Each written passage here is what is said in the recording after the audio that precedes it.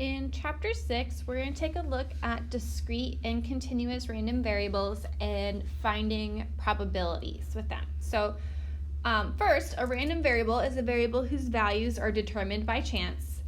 And then of those, you can have discrete random variables or continuous random variables. And there's a lot of definitions out there, but these ones are the best ways to really tell the difference. So a discrete random variable is a value that can be counted, whereas a continuous random variable is a value that can be measured. So if we're looking at some examples and picking out whether something is discrete or continuous, the first one is the number of cups of coffee a fast food restaurant serves each day. So if you think about this, do we count the number of cups of coffee, or do we measure? And we count, which means this is discrete. Next, we're looking at the weight of a rhinoceros, which you measure using a scale, so it's continuous. And then we have the number of math majors at the University of Findlay, which they count, so it's discrete. Okay. Another way to think about it is discrete random variables don't usually have decimals where continuous do, but I like the definitions that we have. Okay. We're also going to talk about a probability distribution. So it's all of the values a random variable can assume and the corresponding probabilities of those values. So the first one we're going to look at is constructing a probability distribution for tossing 3 coins. And specifically, we're going to be looking at the number of heads you can get when tossing those 3 coins. So the different outcomes are that you can get 0 out of the 3 coming up heads, 1 of them, 2 of them, or 3 of them. I think the best way to look at the probabilities is by actually taking a look at the distribution, the sample space. So you can get the first one to come up heads and the next 2 tails. You can do heads, heads, tails. You can do heads, heads, heads. Okay, you can do tails, heads, tails, tails, head, heads, tails, tails, tails. And then you can do tails, tails, head. And lastly,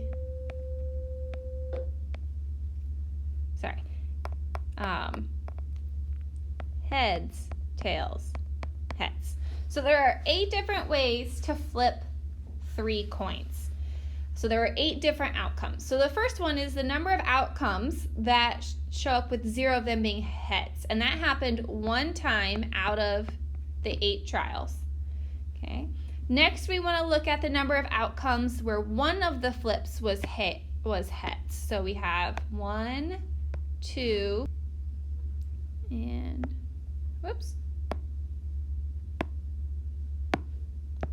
3. So 3 of the 8 outcomes. Okay. Next, we want to take a look at the number of outcomes where 2 of them were heads. So we have 1, 2, 3 again out of the 8.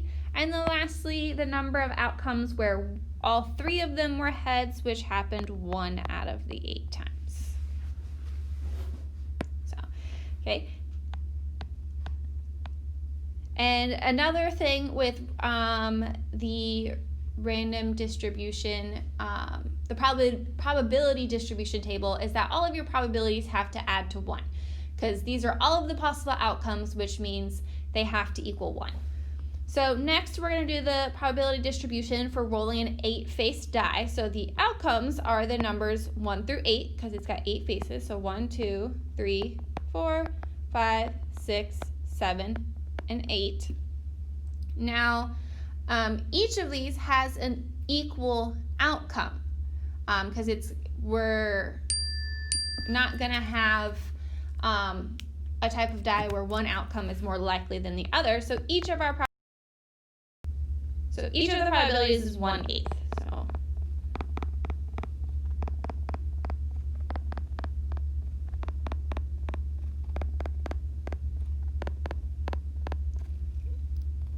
So just to kind of reiterate what I said before. The sum of the probabilities has to equal 1, okay? Which means each probability of an event is going to be between or equal to 0 and 1.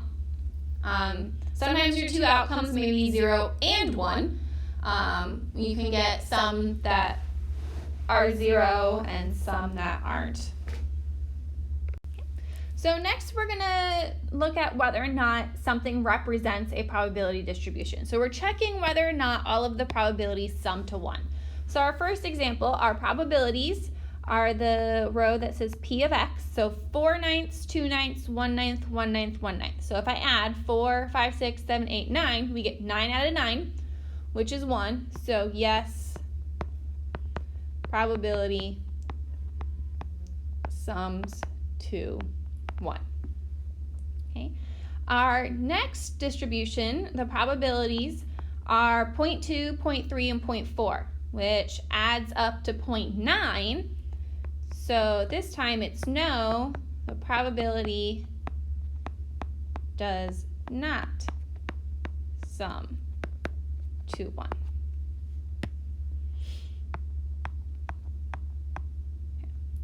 So now we want to talk about the probability distribution for rolling and summing a pair of 6-faced die. So the random variable is the sum of the dice. So we're talking about rolling 2 die and adding those 2 dice together and talking about the number of outcomes where it adds to 2. So the only time to have 2 die add to 2 is if you roll a 1 and a 1. That's the only way to add to 2. Okay. In order to add to 3, you can either roll a 1 and then a 2, or you can roll a 2 and then a 1. Okay. For 4, you can roll a 1 and a 3, a 2 and a 2, or a 3 and a 1. Okay. For 5, there's 1 and a 4, 2 and 3, 3 and 2, and 4 and 1. 6, we have 1 and 5, 2 and 4, 3 and 3, 4 and 2, 5 and 1. For 7, there's 1 and 6, 2 and 5, 3 and 4, 4 and 3, 5 and 2, and 1 and 6. For 8, there's 2 and 6, 3 and 5, 4 and 4, 5 and 3, and 2 and 6. For 9, there's 3 and 6, 4 and 5, 5 and 4, 3 and 6. For 10, there's 4 and 6, 5 and 5, and 6 and 4. For 11, there's 6 and 5, and 5 and 6. And for 12, the only outcome is 6 and 6. So it's kind of like a pyramid. The number of outcomes increases for the sum, and then it goes right back down. So now we want to create our probability distribution. So the x is going to be the different sums. So the sum of the 2 dice. So the sums we can get are 2, 3, 4, 5, 6, 7, 8, 9, 10, 11, and 12. Okay. If we count up our total number of outcomes, there are 36 different outcomes, which we have talked about before in rolling 2 die. There are 36 different outcomes. So now we find our probability. So the number of outcomes where we sum to 2, 1 out of 36. There were 2 out of 36 that sum to 3. 3 that sum to 4. 4 that sum to 5. I don't know why I put 56. 5 that sum to 6, 6 that sum to 7, 5 that sum to 8, 4 that sum to 9, 3 that sum to 10, 2 that sum to 11, and 1 that sum to 12. So if you look, the one that has the highest probability is 7. So when you roll 2 dice, you have the highest probability of the 2 die adding to 7. So if you look, it goes 1, 2, 3, 4, 5, 6, 5, 4, 3, 2, 1. So it goes up to 6, down to 1. It's a very nice distribution. Okay. So far, a lot of the probabilities we've talked about are discrete variables, something that is counted. And the reason why we haven't talked about continuous yet is because it's more difficult. And the reason it's more difficult is because there are infinite outcomes.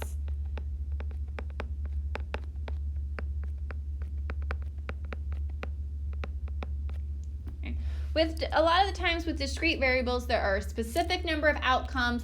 That's why you can count them. But for continuous variables, it's a range. There's a lot of different possible outcomes. There's an infinite number of outcomes, which is why it's more difficult to do with probability distribution with a continuous variable. We will talk about continuous variables here at the end of the notes and how those probabilities are calculated, though. So next we want to create some probability distributions based on some situations. So another one ties back to gambling. So there's a roulette wheel. There are 38 slots numbered 1 through 36. And then there's a 0 and a double 0 slot that are greens. So the slots that are numbered 1 through 36 are black and red. So suppose a player places a simple bet on a red slot for $1. If the ball lands in the red slot, the player gets the original $1 back plus an additional $1 for winning. If the ball lands on any other place, the player loses. So there are 2 different probability distributions we could create here, but I'm going to go with what I feel to be the easier one. So we'll start with the probability distribution where you win, and then the probability of winning. So if you win, you get $1, and if you lose, you're at -$1 because you don't get the $1 back. So like if you win, you've already lost $1 for betting on red, and then you get an additional $1 for winning. So you end up at +1. So there are, of the slots numbered 1 through 36, 18 of them are black and 18 of them are red. So the probability you win is 18 out of the 38 slots. And then there are the 18 slots that are black, and then there's the 2 slots that are green. So the probability you lose is 20 over 38. So there's actually a better chance you lose. Roulette is one of the higher probability ones if you go strictly based on color. There's a lot of probabilities you can tie in with roulette because of the numbered spaces, there's colors. The least likely ones to land on are the 0 and the double 0 because there's only one of each of those. Okay. Next, we're going to take a look at a box that contains 10 $1 bills, 5 $2 bills, 3 $5 bills, and 1 $10 bill and 1 $100 bill. A person is charged $20 to take their chances and select one bill.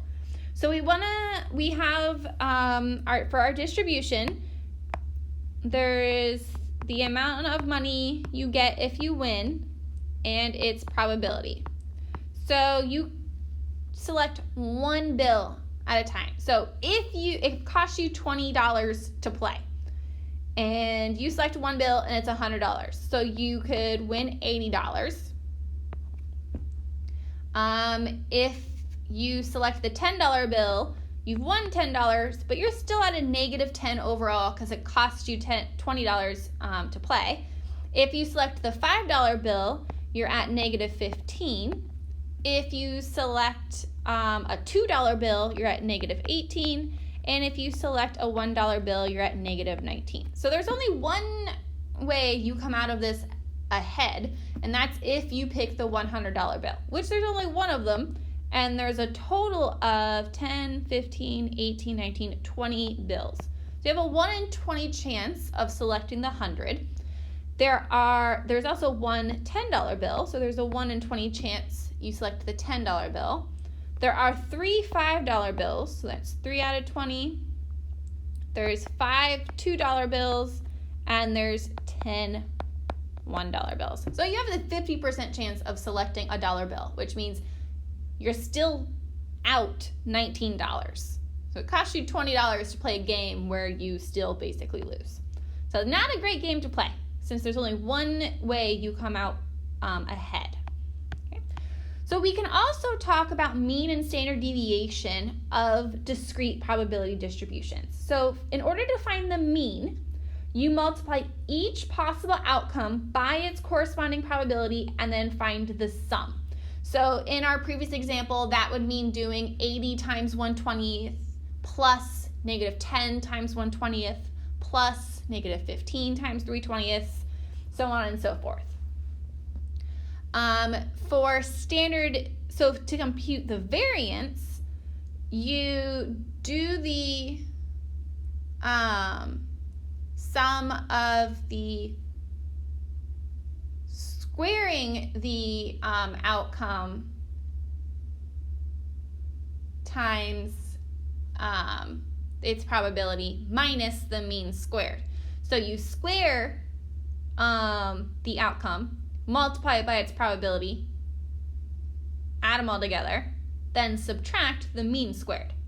And then from that, you can calculate the standard deviation, since the standard deviation is the square root of the variance. So you take the square root of that value, and that gives you your standard deviation. The formulas are a bit confusing, so it is better to look at an example of how they're calculated to understand it versus just looking at the formula. So we have a probability distribution for the number of suits sold per day at a retail store with its probability. And we want to find the mean, variance, and standard deviation. So we're going to start with the mean. So the mean is calculated by taking the outcome and multiplying by a probability and adding them together. So 19 times its probability 0.2 plus 20 times its probability 0.2 plus 21 times its probability 0.3 plus 22 times its probability 0.2 and then plus 23 times its probability 0.1. Okay. So we want to add all of those together, and we get the mean is 20.8 suits.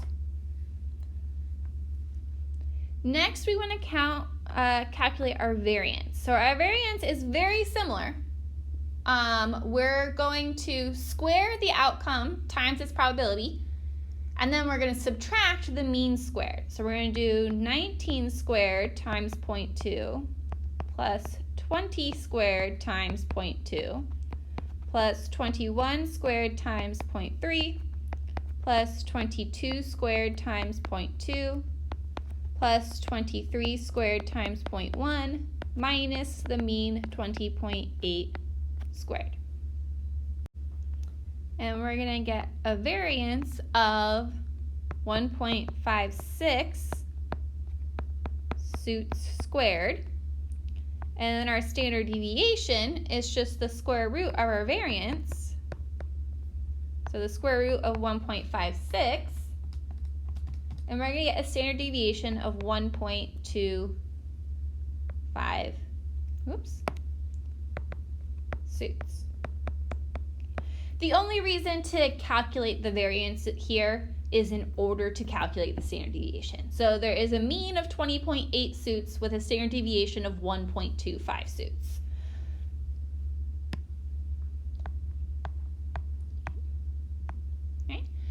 Next, we have that a study conducted by a TV station showed the number of televisions per household and the corresponding probabilities for each. Find the mean, variance, and standard deviation. So we're going to start with the mean. So we do 0 times 0.05 plus 1 times 0.27 plus 2 times 0.51 plus 3 times 0.12 plus 4 times 0.05. Lucky enough for us, 0 times anything is 0, and 1 times 0.27 is still 0.27. So we're going to end up with 1.85 TVs for our mean. And then for our variance, we're going to do 0 squared times 0.05 plus 1 squared times 0.27 plus 2 squared times 0.51 plus 3 squared times 0.12 plus 4 squared times 0.05. And 0 squared is still 0 times 0.05 is still 0. And 1 squared is still 1 times 0.27 is still 0.27. So some of our values aren't really changing from the first time. And we have to subtract the 1.85 squared. And we're going to get a variance of 0.7675 TVs squared, which means our standard deviation is the square root of 0.7675, which means we have a standard deviation of 0.88 TVs.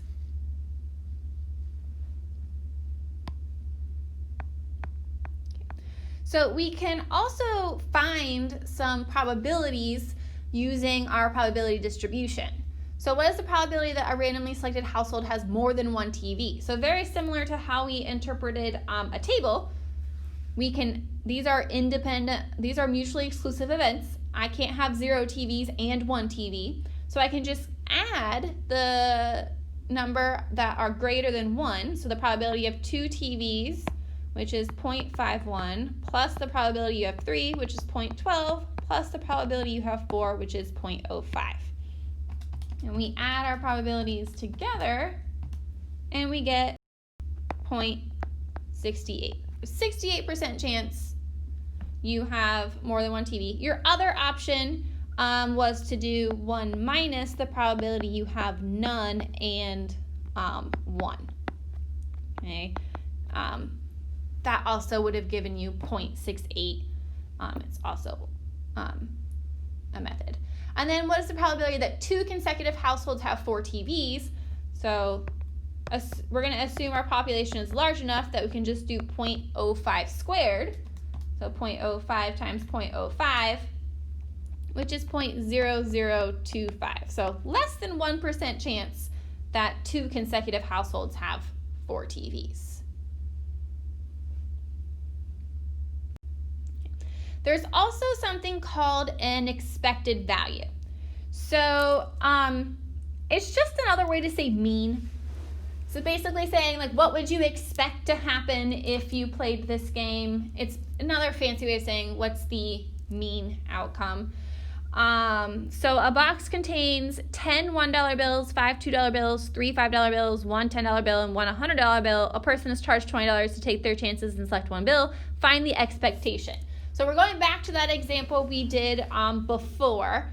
So just to copy down the table again, you can win $80, or you can lose $10, lose $15, lose $18, or lose $19 with their corresponding probabilities of 1/20th, 1/20th, 3/20th, 5/20th, and 10/20th. So we talk about the expected value. That is the same thing as calculating the mean, which means we do 80 times its probability of 1/20th plus -10 times its probability of 1/20th plus negative 15 times its probability of 3/20 plus negative 18 times its probability of 5/20 plus negative 19 times its probability of 10/20. So when we find that value, we're going to get an expected value of negative $12.75. So on average, so what this is telling us is on average, the value you would expect to see. So on average, you expect people to lose $12.75. So it's not a great game to play because the average person loses money. And when only one outcome has you winning money, it kind of makes sense that the average outcome would be a negative value. So again, expected value, just another way of saying mean. Right, so now we're going to talk about continuous random variables.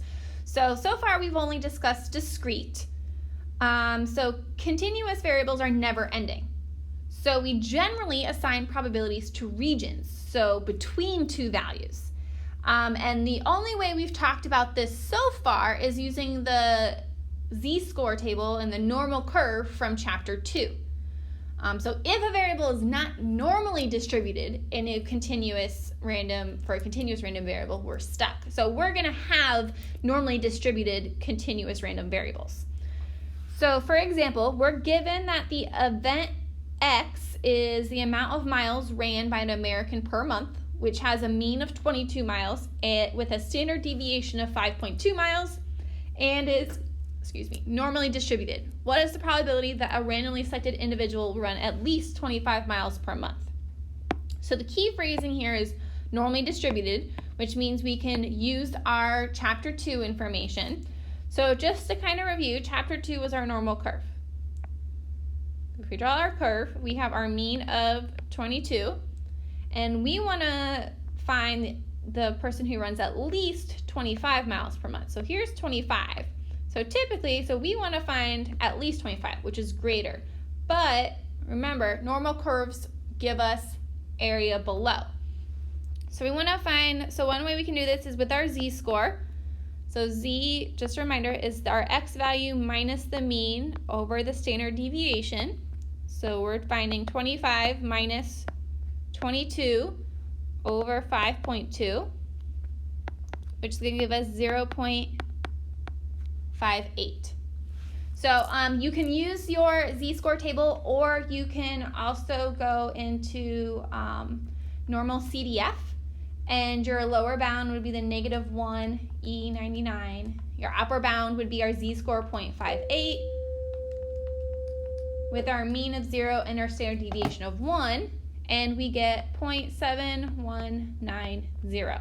So that's the area below. If we want to find the area above, we do 1 minus that, and we get 0.2810. So there's only a 28% chance that an individual runs at least 25 miles per month. Okay. So next we have that event Z is the height of a certain type of insect, which has a mean of 77 feet and a standard deviation of 12 feet.